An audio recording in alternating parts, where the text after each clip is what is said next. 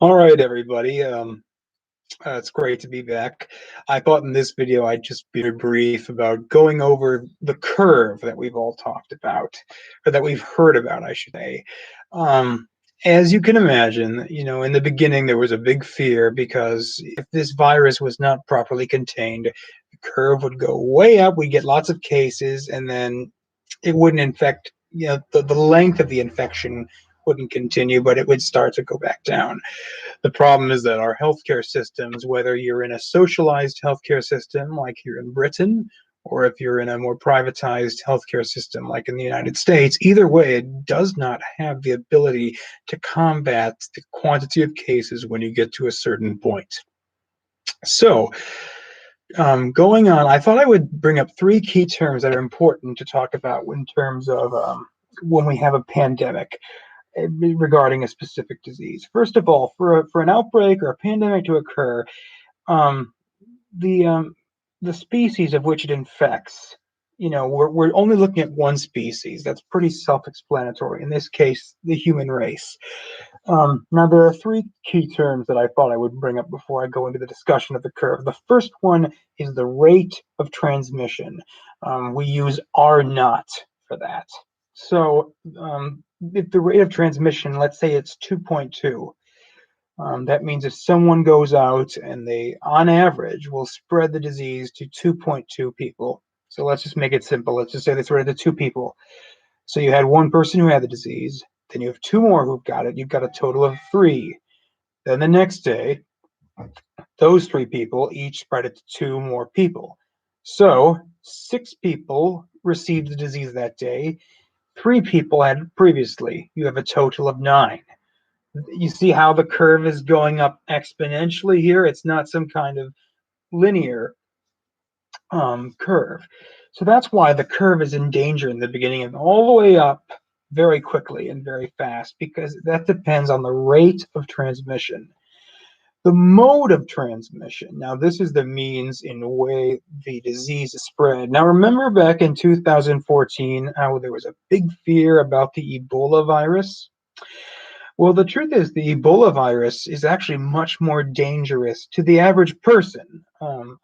Again, I talked in a previous video on top that are more susceptible, but this is the 80% on the bottom. In general, the Ebola virus is far more dangerous than this virus.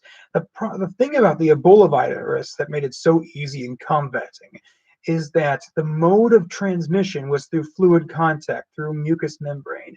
The reason that came about is in West Africa, they had burial practices where they were touching the corpse. And again, I won't go into more detail than that, but that's how the Ebola virus started to spread. But because it didn't go through aerosol droplets, coughing and sneezing, it was pretty well maintained.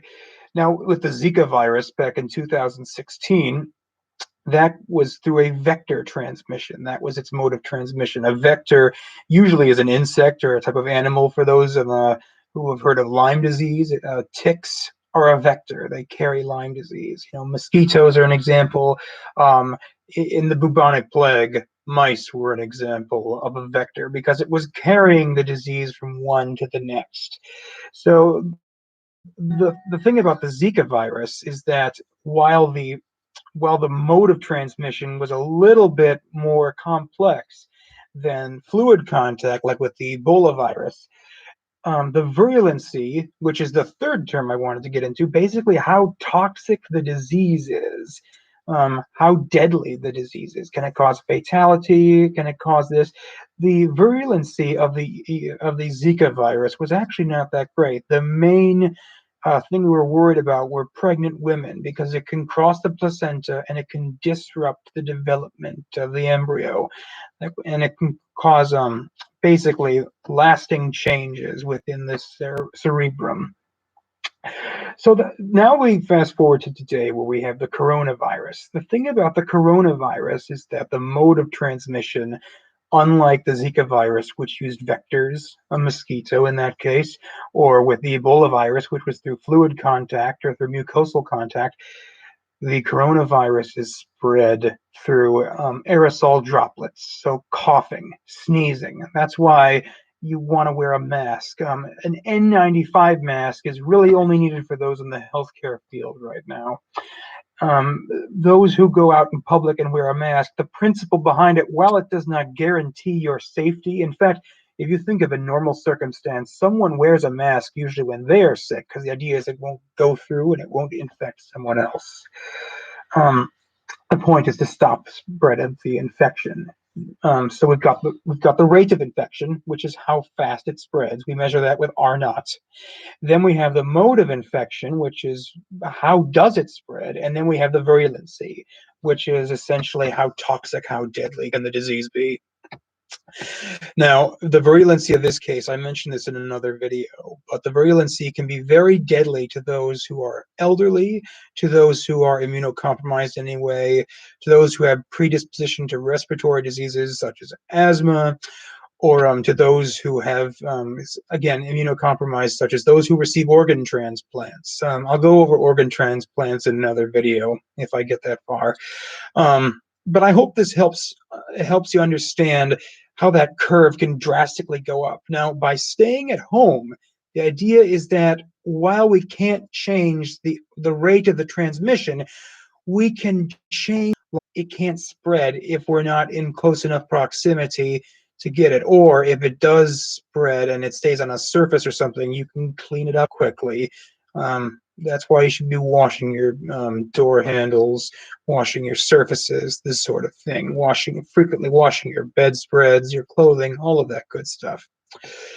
The idea behind doing this is there are some benefits in that obviously you take this curve, which was supposed to go up like this and really fast, which overwhelms the healthcare system when it goes up.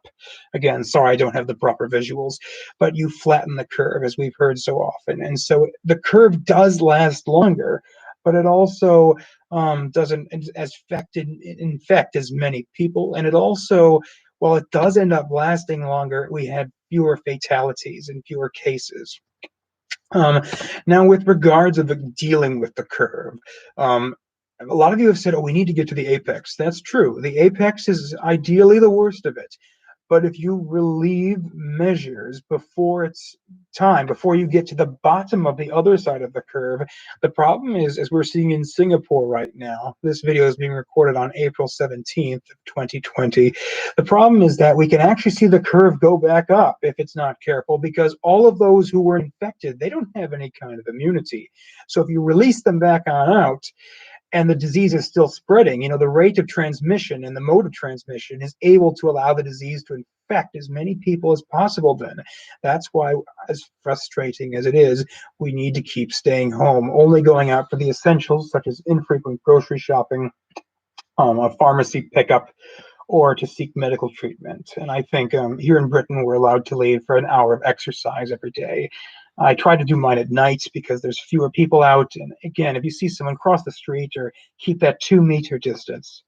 So I hope that helped explain the curve a little bit more and why the measures are so important, not just for flattening the curve and getting up to the apex, but also making sure we get to the bottom of it. Thanks for joining me again.